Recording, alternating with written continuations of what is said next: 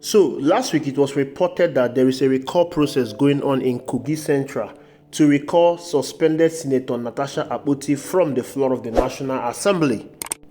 As you can see, this video is actually the video of the so-called recall process and the people who turned out to recall the elected Senator Natasha Akpoti from the floor of the National Assembly. But it was equally reported that the people that came out were deceived to come out for that recall process. They were being told that they were coming out for an empowerment program and that they should come out with their PVC. But when they got there, they were asked to write down their PVC VIN and sign. Upon realizing that they were actually deceived to come out and recall their elected senator, Senator Natasha Akpoti, they all stormed out of the so-called recall process venue. So now it's being reported that the Kogi Central has submitted 250,000 signatures out of the 480,000 eligible voters in Kogi Central to INEC for the recall of Senator Natasha Akpoti. The 250,000 signatures out of the 480,000 eligible voters in Kogi Central means that they have met the requirement for the recall of Senator Natasha Akpoti. All is left is for INEC to initiate the recall of Senator Natasha Akpoti. But however, something dramatic happens. So I want you to watch this video.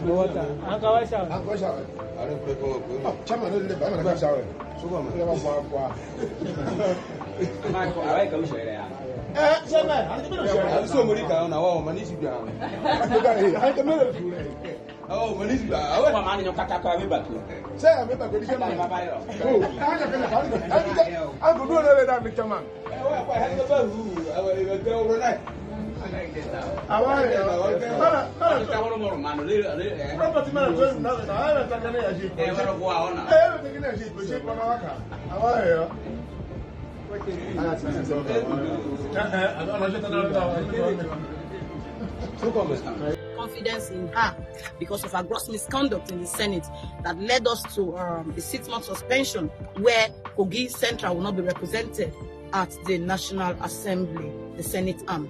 So we have come to recall her back so that we can have a representative in the Senate, because as a people we cannot afford not to have a representative in the Senate arm for another 1 year. So we are here to tell INEC to please follow the constitutional process for a recall so that our recall process can begin. That's why we're here. Okay, so have you submitted or? We submitted our petition. It's been received. All other documents have been received. This is the acknowledgement copy of the petition. Is it the entire constituency or just a group of people? Under which platform are you presenting? Okay, it is a concerned Kogi youth and women. Okay. Yes. And who is bankrolling this? Talking about bankroll is a personal business. It's a personal thing. We are members of our constituents and we are saying we don't want her anymore because you cannot afford not to have a representative. So nobody is bankrolling. Well, we are the one that voted her and we are saying we don't want her anymore. So nobody is bankrolling, nobody is having any personal issue with her. It is just what it is. The game is the game. Okay, when you say you come to submit a petition, yes, please. Is it a process that maybe you have collected the signature already or you're about to do that? What are the things you have done already? Okay, thank you very much. We all know the INEC rules. You cannot submit a petition without having to go and get signatures of registered voters, and that's why we're now saying, as a people, we are recalling her back from the Senate because we have gotten what it takes to recall her back from the Senate. Like how many number of registered voters? We have 488,000 registered voters from Kogi Central, and as I speak to you right now, we have more than 250,000 voters that have signed for her recall. Okay. So what was the response? Like you know, INEC is an institutional body, and its constitution is binding them, and as such, they will have to follow due process. So they will get back to us and they will do their job. Your name, ma'am? My name is Somali Charity JC. What you just watched are some person forging signatures to be submitted to INEC. The so-called 250,000 signatures they submitted to INEC was forged in a room. This forged signature will now be used to recall Senator Natasha Akpoti. It's crazy, it's staggering. Now, you need to understand what is happening here. If they can manufacture signatures to go and recall an elected senator, they can manufacture vote from anywhere.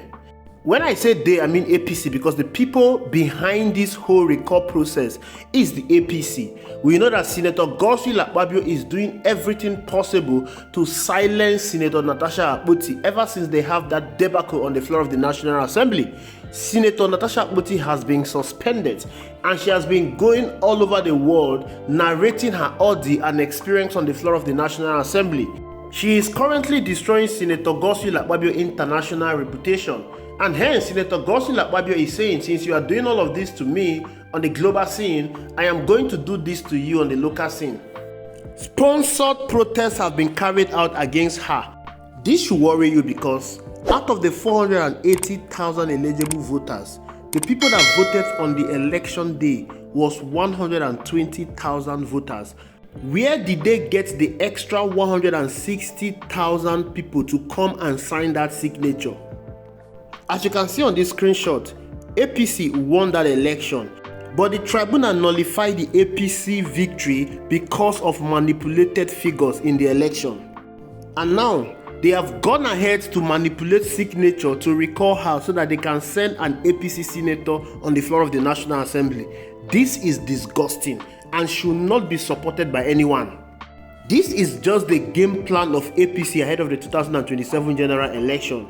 They've been showing their game plan in all the off-season elections we've had in Kogi State, Edo State, and Ondo State. You saw how they massively rigged election in those states.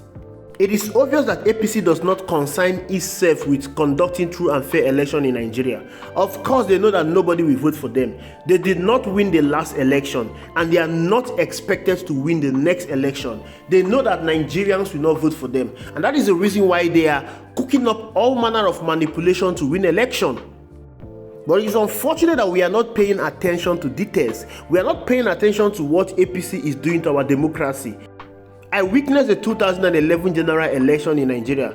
It is one of the most peaceful, transparent elections we've had in this country. Goodluck Ebele Jonathan had the opportunity to make that election violent. Goodluck Ebele Jonathan had the opportunity to manipulate that election result to favor him. Of course, he was the incumbent, but he allowed the election to be true, fair, and transparent, and it produced him as a president. Goodluck Ebele Jonathan equally had the opportunity to manipulate the 2015 general election to produce him as the president. He was the incumbent, but he allowed a true, fair, transparent election to take its course, and it produced President Muhammadu Buhari of the APC as president of Nigeria. Ever since APC came into power, they have destroyed everything called democracy in this country. We no longer have anything called true, fair, credible, and transparent election anymore. All we have is manipulation of election results, manipulation of voters' registers. This is the reason why we are where we are today, because our election process is flawed. It is not credible. When you have an election process that is not credible, it will produce people that are not credible. Look at our Senate president, for instance. Everything about him is shady. Look at what is happening in the National Assembly. The president declared a state of emergency in Rivers State.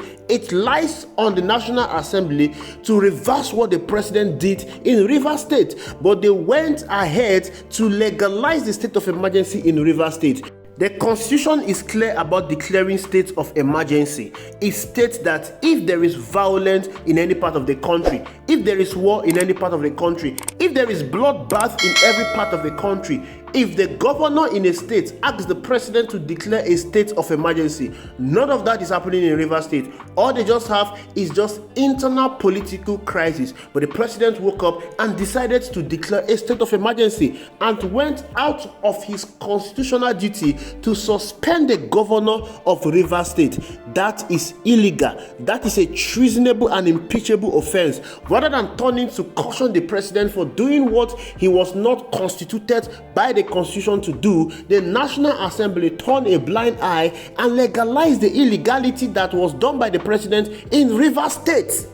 In the process of trying to legalize the illegality that was perpetrated in Rivers State, the National Assembly fails to do a head count. The Constitution stipulated that for the National Assembly to sit and decide on a state of emergency, there must be a head count, and they will have to third of the total number of everyone in the National Assembly, not those that were present. But the National Assembly did not do a head count, and rather than going for an electronic voting, they did a voice note. Using a voice note will not reflect the true consent of the members of the National Assembly regarding the state of emergency in Rivers State. All this is happening because we have a flawed election. An election that does not produce credible politicians. An election that does not produce leaders that are patriotic to the people. Leaders that are patriotic to this nation. Leaders that look after the welfare of the people of the National Assembly. All they care about is kissing the ring of the president. All they care about is paying obeisance to the president. All they care about is approving anything that is presented to them from the president. We can't continue like this. We must start ensuring that our election processes are credible and transparent. We must hold the independent National Electoral Commission and ensure that they conduct credible and transparent election in this country. If INEC continue to give us manipulated election results in this country in no sooner time will be destroyed. Thank you for watching. I will see you in the next video.